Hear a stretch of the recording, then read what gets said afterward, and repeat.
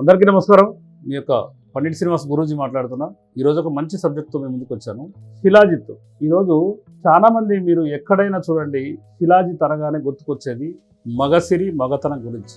ఎవరైనా డబ్బా పట్టుకోగానే ఈ శిలాజిత్ వాడండి, మీకు సెక్స్ సామర్థ్యం పెరుగుతుంది అని చెప్తుంటారు. కానీ శిలాజిత్ అనేది దివ్య ఔషధం. ఈ శిలాజిత్ని ఎన్ని రకాలుగా మలుచుకోవాలంటే అన్ని రకాలుగా మలుచుకోవచ్చు. అంటే ఏ విధంగా అంటే శరీర తత్వాన్ని పెంచి ఇమ్యూనిటీ శక్తి పెంచే ఈ శిలాజిత్ని జనరల్గా ఏంటంటే చాలా మంది కొన్ని ఏదైనా ఒక కంపెనీలో మీరు ఆర్డర్ చేస్తే ఇంత పౌడరు ఇంత క్రీము పంపిస్తే దాన్ని పాలల్లో తీసుకోండి, పాలల్లో తీసుకోండి చాలా మంది చెప్తుంటారు. కానీ వాస్తవంగా ఏంటంటే మాకు ఈ మధ్యకాలంలో వారణాసిలో ఒక గురూజీ నాకు పరిచయం కావడం జరిగింది. ఆయన ఒరిజినల్ శిలాజిత్ నేను నీకు అందజేసి బిడ్డ, ఈ వంట ప్రాసెస్ ప్రకారంగా దాన్ని ఈ విధంగా శుద్ధి చేసి నువ్వు కనుక మార్కెట్లో ఇవ్వగలిగితే ఎంతో మందికి మేలు చేసిన అవుతావు బిడ్డ అని ఆయన దీవెనలతో మాకు ఆ ఒరిజినల్ శిలాజిత్ని ఎవరు సేకరిస్తారో వారిని మాకు పరిచయం చేసి మాకు మా వైద్యానికి జీవం పోయడం జరిగింది. అయితే ఇప్పుడు ఎగ్జాంపుల్ 1 కిలో శిలాజిత్ ఉంది. కిలో శిలాజిత్ని ఆ శుద్ధి చేసి ఏ విధంగా చేయాలో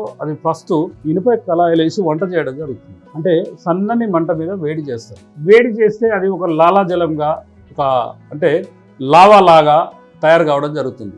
ఆ తయారైన లావాని అంటే లిక్విడ్ రూపంలో ఉంటుంది. దాంట్లో ఏం చేస్తామంటే ఎగ్జాంపుల్ మనం డయాబెటిక్ మెడిసిన్ తయారు కావాలి, లేకపోతే కిడ్నీ ప్రాబ్లం మెడిసిన్ తయారు కావాలి, లేకపోతే పీరియడ్స్ ఇర్రెగ్యులర్ మెడిసిన్ తయారు కావాలి. ఇట్లా ఎగ్జాంపుల్ డయాబెటిక్ తీసుకుంటే డయాబెటిక్ అనేది ఫస్ట్ ఎవరికైనా గుర్తుకొచ్చేది పొడపత్రి, లేకపోతే రకరకాలుగా ఉసిరి ఫస్ట్ కూడా కొంత మంచి గుణాన్ని ఇస్తుంది. అయితే ఇట్లా ఏదైనా ఒక మూలిక సెలెక్ట్ చేసుకొని ఆ మూలికని కనుక ఈ శిలాజిత్ వంట 80% అయిన తర్వాత ఈ డయాబెటిక్ పౌడర్ని అందులో చల్లడం జరుగుతుంది. అప్పుడు 100% అదంతా గడ్డలాగా కట్టి, అంటే మామూలుగా ఒక పౌడర్ కనుక మనము ఈ గోధుమ పిండిని కనుక మనం సమపాలలో నీళ్ళలో తయారు చేస్తే ఏ విధంగా అయితే అట్లా ఆ విధంగా ముద్దలాగా అవుతుంది. కొన్ని పొడి పొడి ముద్ద అవుతుంది, కొన్ని వాటర్ లిక్విడ్తో ముద్ద అవుతుంది. దాన్ని ఏం చేస్తామంటే చిన్న అంటే పూరీలు సైజ్ చిన్న సైజ్ చేసి ఒక బట్ట మీద పెట్టి ఆరబెడతాం. ఆరబెట్టిన తర్వాత దాన్ని దంచి పౌడర్గా చేసి దాన్ని అంటే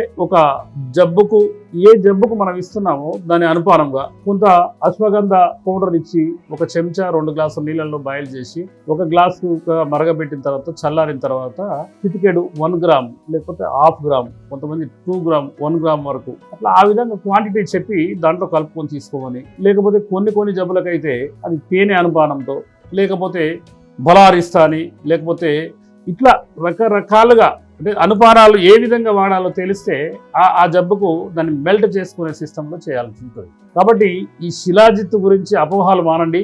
కాబట్టి మిత్రులారా, ఎవరైనా ఏదైనా జబ్బుతో బాధపడే వాళ్ళు ఉంటే తప్పక ఈ స్క్రోలింగ్లో వచ్చే నంబర్కి కాల్ చేసి, బుధ గురు శుక్రవారాల్లో అయితే నేను మిర్యాలగూడ ఆశ్రమంలో ఉంటాను, బోడుపల్ హైదరాబాద్లో శని ఆది సోమ ఉంటాను. తప్పకుండా కాల్ చేసి అపాయింట్మెంట్ తీసుకొని మీరు సంపూర్ణ ఆరోగ్యవంతులుగా జీవిస్తానికి మేము అనేక బాటలు వేస్తాం.